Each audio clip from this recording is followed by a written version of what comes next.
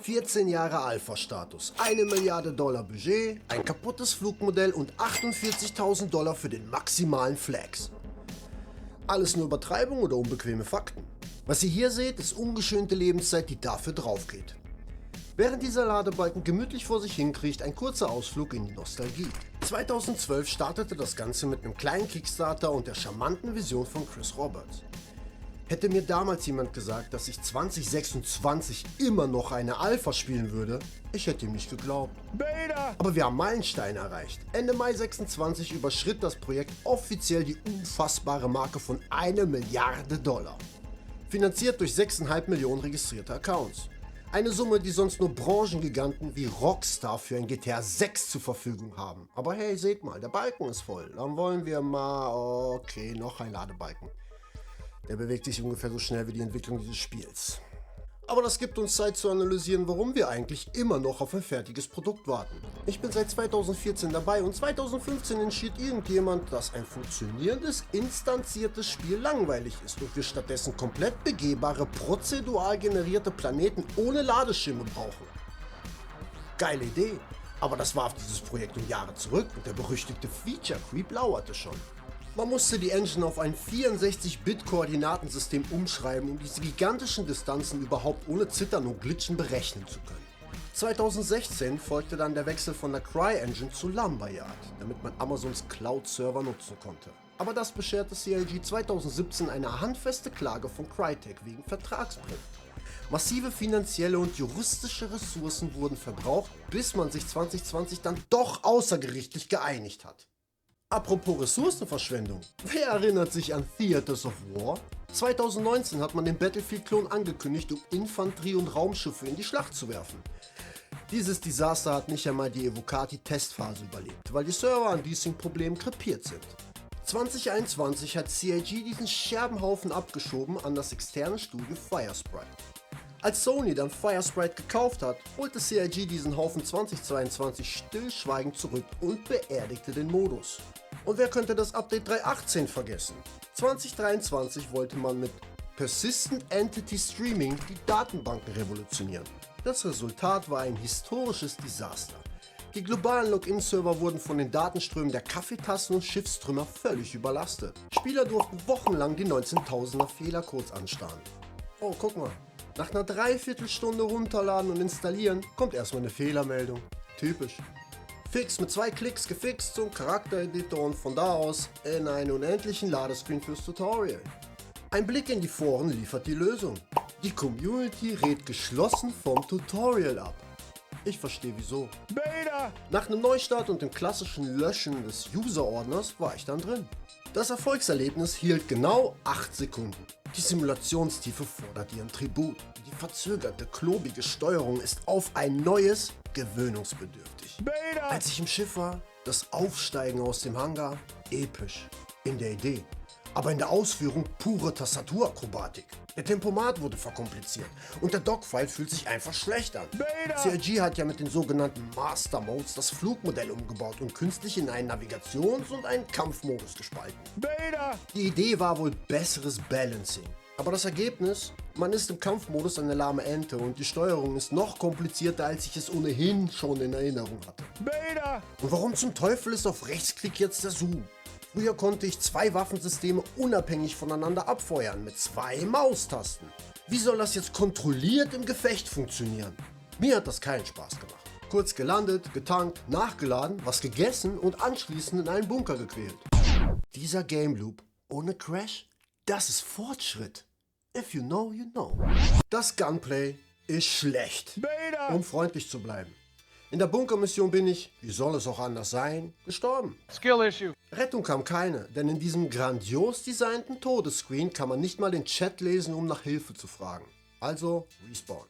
Aber Überraschung, ich habe mein ganzes Gear noch. CIG hatte doch mit Alpha 3.15 schon eingeführt, dass beim Tod das gesamte HP gut weg ist. Und jetzt, in Patch 4.8, behält man plötzlich alles. Ein neuer Bug? Schön wär's. Es ist ein offizielles Notpflaster. CIG brachte diesen serverseitigen Workaround, um Suizid-Exploits zur Item-Verdopplung zu stoppen. Das eigentliche Loot-System war durch das Duping so im Eimer, dass sie quasi zurückrudern mussten. Anders gesehen denke ich, CIG weiß ganz genau, dass gewisse Spieler einen Nervenzusammenbruch erleiden, wenn sie ihre für Echtgeld gekauften Vanity-Items an Bugs verlieren. I hate your guts! Apropos Echtgeld, das eigentliche Gameplay findet ohnehin im Shop statt. CIG verkauft Schiffe in reinen Konzeptphasen, künstlich verknappt an bestimmten Tagen im Jahr. Die Spieler basteln sich über Excel-Tabellen und Upgrade-Pfade ihre Traumschiffe über Monate mit Rabatten zusammen. Diese künstliche FOMO hat einen massiven Grey Market erschaffen, wo limitierte Pixelschiffe wie illegale Kunstwerke gehandelt werden. Aber der wahre Gipfel der Monetarisierung ist das Legatus-Paket. 2024 brachte CIG das Legatus 2953 Bundle heraus. Über 175 Schiffe für unfassbare $48.000. Ein digitales Schiffspaket im Wert eines Neuwagens. Um dieses Paket überhaupt im Store zu sehen, muss man 5-stellig werden. Der Chairman's Club lässt grüßen.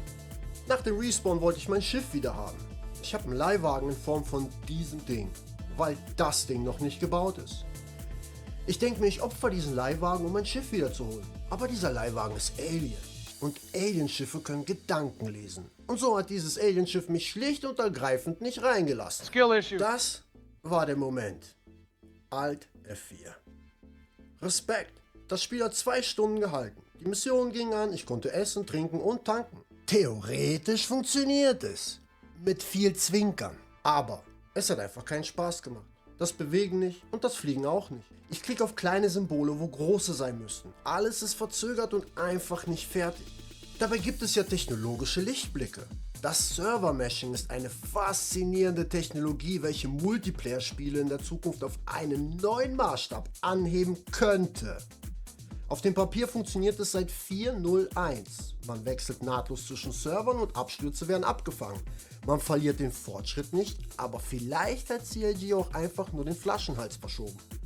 Sobald hunderte von Spielern sich für ein Event sammeln, schmilzt die Performance immer noch. Aber Squadron 42 soll das ja rechtfertigen, ne? Chris Roberts sagt, man peile 2026 für den Release an. Aus Leaks geht aber hervor, angeblich leidet die interne Beta unter massiven Stabilitätsproblemen und intern wird längst 2027 angepeilt. Der Druck auf CIG ist mittlerweile existenziell.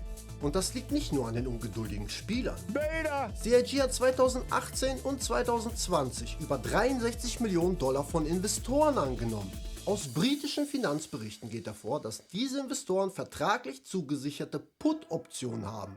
Finanzexperten haben aus den Zinssätzen der Verträge hochgerechnet, dass die Investoren spätestens 2028 oder 2029 schätzungsweise $130 Millionen aus dem Unternehmen abziehen könnten.